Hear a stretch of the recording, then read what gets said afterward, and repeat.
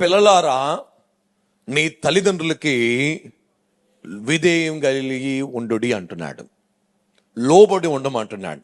Children obey your parents.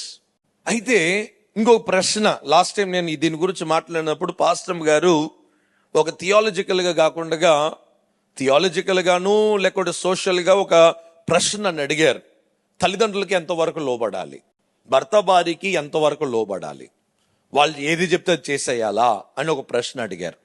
చాలా అద్భుతమైన ప్రశ్న అండి. దానికి బైబిల్ ఏమంటుందో చూడండి.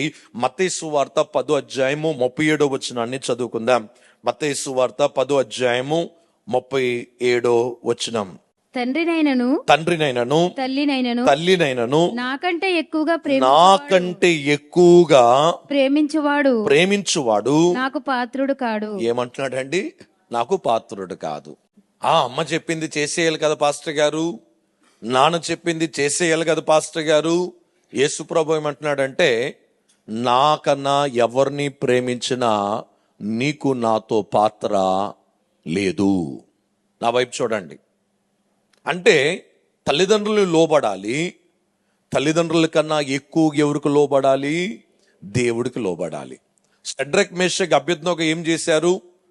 రాజుకి లోబడారా, దేవుడికి లోబడారా?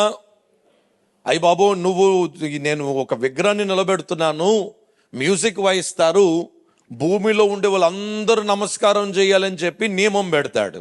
షడ్రక్ మేషక్ అబేద్నెగో మాత్రం నిలబడి ఉన్నారు. భూలోకములు ఉండే వాళ్ళందరూ కూడా ఆ దేశాల్లో ఉండేవారు దాన్ని నమస్కరిస్తున్నారు, బబిలోను దేశంలో. అలాంటి దినమందు వీరు ముగ్గురు ఎవరికి లోబడారు?